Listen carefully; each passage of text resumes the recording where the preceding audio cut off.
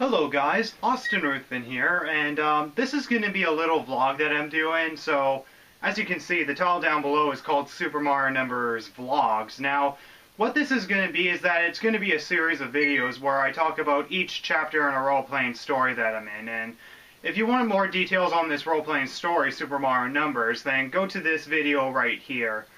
So, with that said, So Super Mario NUMB3RS, it was an idea that I came up with, and like I was inspired by the crime television show Numbers, and in fact I actually do have it here. Alright, I grabbed season 4. So yeah, Numbers, it pretty much just, you know, it's about these two brothers. One's an FBI agent, the other is a mathematician. And basically the idea is I was like, what would happen if I mix Super Mario NUMB3RS with mathematics and such? And that's how the idea actually came about. And it started on the Richelverse fan forums, which is where the first 2 seasons took place.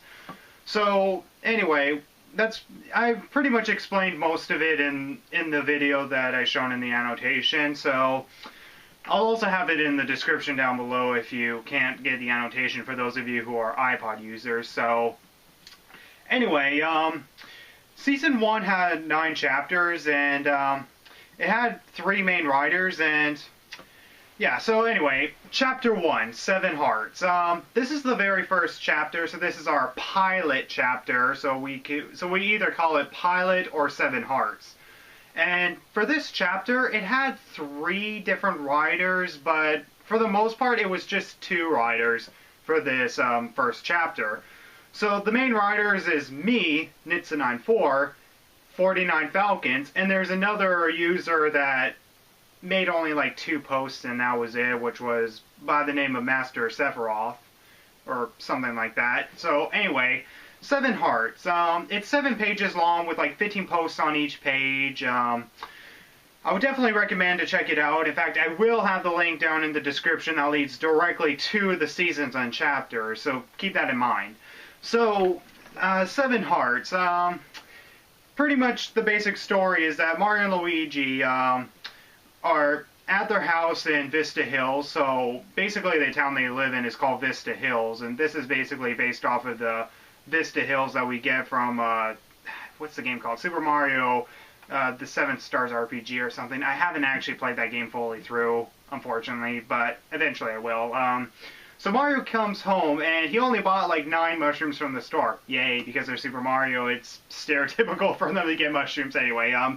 You got 9 mushrooms, and basically Mario's like, okay, so I got 9 mushrooms. If I'm going to divide it between my brother, I could split 4 and 4. That'd be 8 mushrooms, but I would have 1 mushroom remaining. So what would this mean? So this is kind of the point where I'm like, okay, so let's just make mathematics happen on every post, and that's one of the major problems with the first chapter, is that there's like math on every post, or not every post, but most of the posts, and it doesn't really flow well for the most part. But yeah, basically Mario's like, okay, so we have 4.5 mushrooms and such, and we're totally even. But then they get a call from Daisy saying that Peach has been kidnapped. No one saw the kidnapping take place, but they would assume that it's Bowser. So what Mario does is that he calls one of their friends, which is Sonic the Hedgehog. And Sonic the Hedgehog, in a way, is kind of like the 3rd main character in this, so keep that in mind. And the irony, or not really the irony, but the odd thing is that Sonic is like, okay, if 10 made robots made 10 robots each, how much robots are there in total and such? And then Mario's like, 110. Because if you have 10 robots making 10 robots each, they made a total of 100, but you also got to count the 10 robots themselves and such. And then Mario's like, "Crude, you got that right.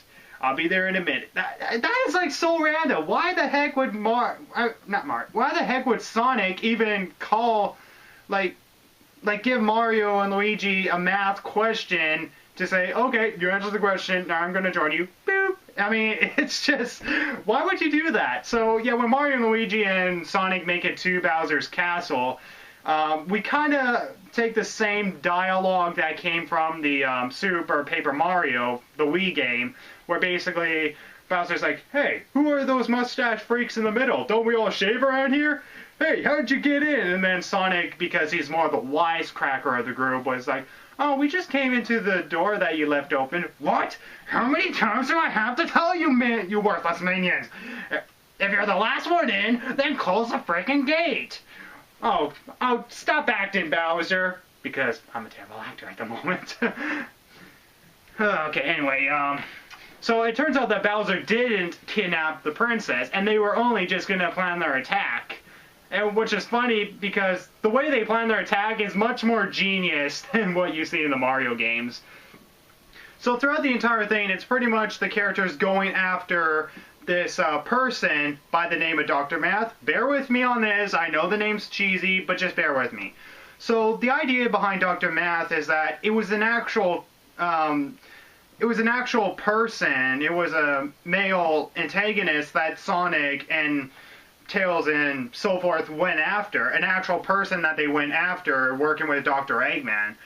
And Sega was originally going to make this kind of game. This is all false fact, by the way. Sega was originally going to make this game where you have Sonic solving math problems and such, but they're like, you know what? The fans are not going to like this thing. Let's just scrap that whole idea and such. Let's not even present it, because if our fans were to actually find out that we were going to make a Sonic game that revolved around you solving math, then we're totally going to be out of business and such. And this is like, you know, an actual villain that happened and such. And yeah, so, but as soon as they actually discover Dr. Math, it turns out that he became a she for some reason. So now it's a female antagonist, and it's like, what?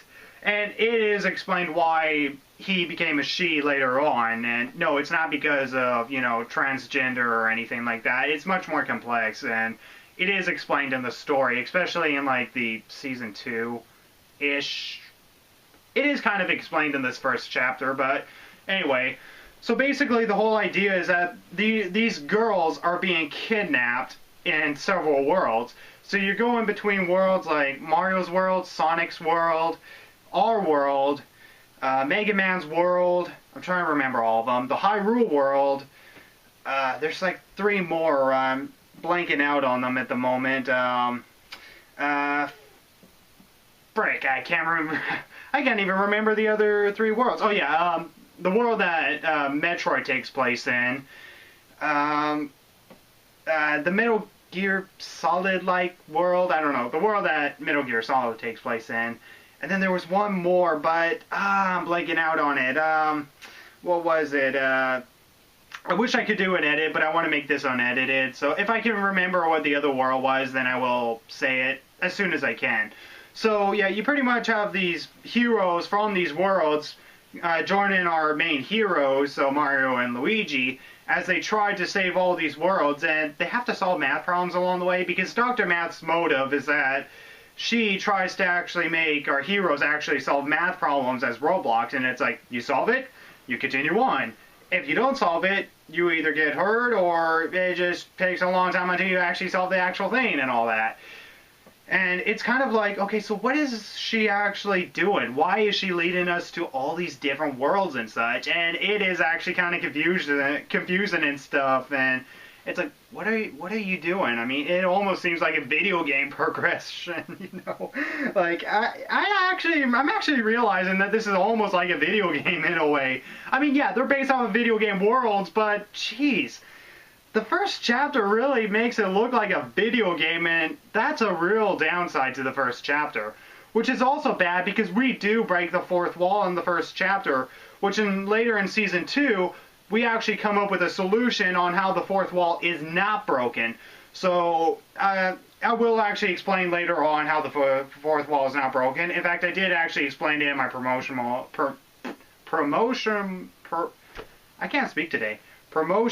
video. I'm not even sure if I'm saying that word right. Anyway, so basically that's the main plot, is that the heroes are going after Dr. Math, who is kidnapping random girls, but they seem to be kidnapping them along the line between portals between worlds.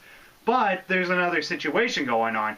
There's even kidnappings going on in Sacramento in our world, and the thing is that it's not just, you know, victims that Dr. Math is capturing. Instead, it's actually raped victims. Apparently victims are being raped. Yeah.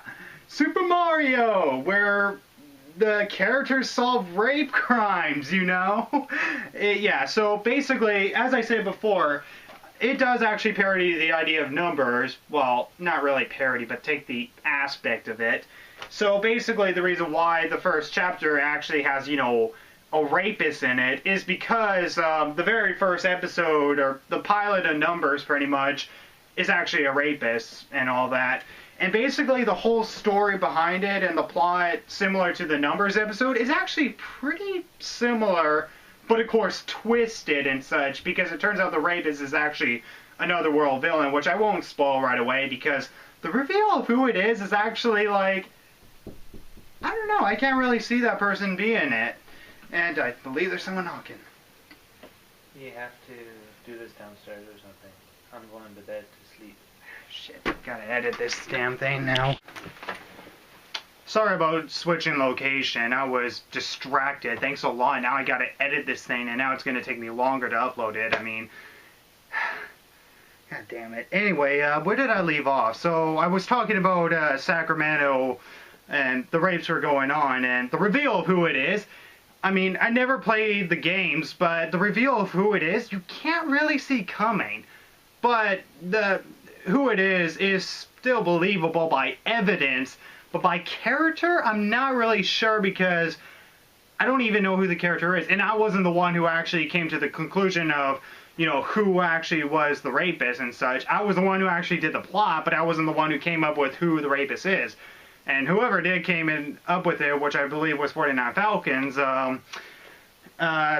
I'm not sure if it's in character or out of character, because I never played the games. And again, I want you guys to read the story, so that way I'm not giving much spoilers away. And yeah, so that's basically the main plot. So kidnap girls, rape girls. So you have Otacon and Ash, who are working together to help the FBI actually find these rapes, or find the rapists and such, to actually prevent, you know, any of these rapes happening and such. So basically, the FBI characters, there's basically one FBI character that we mainly focus on, and basically this character is supposed to represent Don Epps from the Numbers, and well, Epps is basically the name of the character, just Epps. And yeah, it kind of sounds a little cheesy, but just work with it. So eventually Epps is going to find out about other worlds, and he's going to appear in later chapters and all that. Thank God I'm actually doing it, is because I'm having a lot of pauses right now. So anyway, so I gotta say, the start of this chapter, or the start of this story and such, is actually a pretty good start, and Seven Hearts is definitely a fitting title and such, especially with the situation going on. And basically, the reveal at the very end is going to be like we're revealed to one of the main antagonists in the story and such. However, he's not really too much of the main antagonist in this first season, not even the second season, but he is one of the big bad guys, you know, like the secondary antagonist or something like that, you know.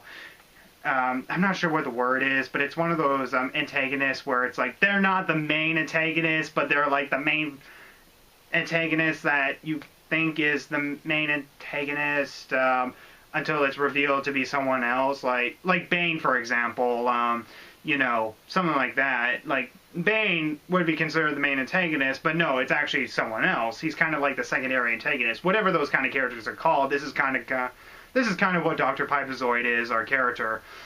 So yeah, it is a really good start to our RPG and such, and faults with it, lots of faults. I mean, it's kind of unintentionally hilarious because it runs like a video game, and yeah, it's based off of video game worlds, but you gotta work with, like, you know, real world logic, people.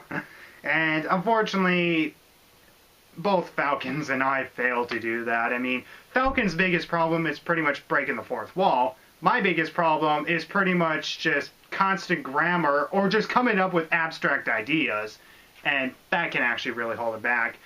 I mean, there was one point where Link actually defeats Ganon, whether if it's the real Ganon or fake Ganon. He's like, let's not depend on, you know, him being gone forever. I mean, he's eventually going to come back, and I mean, that's like, what?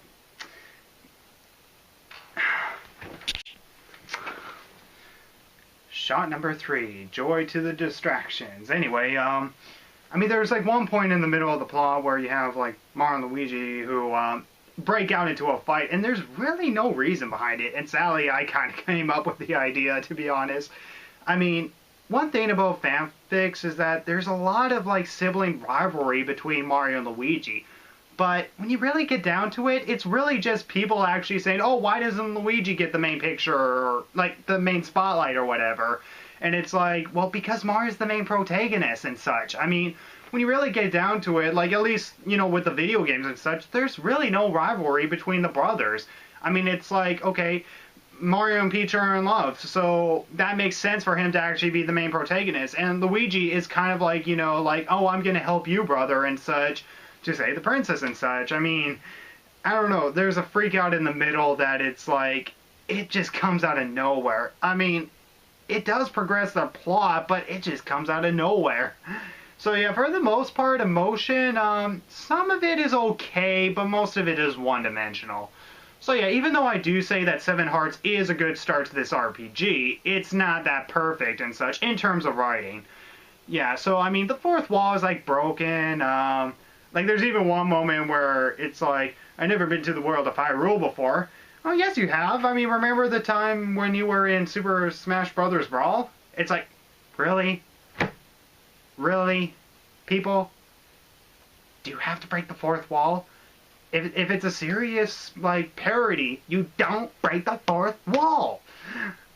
Anyway, but, yeah, while I do kind of have mixed opinions about the first chapter, I do actually like, you know, the story itself when you actually take the good aspects of it and such. And while there is actually faults that hold it back, it's still a good start to the story regardless. And the fortunate thing is that the later chapters that follow after that, we lessen down on the math and we lessen down on the fourth wall break-in. But bear in mind that there will actually be, you know, fourth wall break-in and such. I mean, you know, our write-in eventually does improve as we go along. And it definitely does show. When you read, like, this first chapter, the write-in's absolutely terrible. And in terms of, like, you know, editing these posts, I mean, unless, of course, we have time to actually edit, like, every single post and such, there's really no time for that. And plus, this took place on their childless fan forum, so I'm not the main administrator. So, yeah, that's pretty much Seven Hearts. It was a good start, but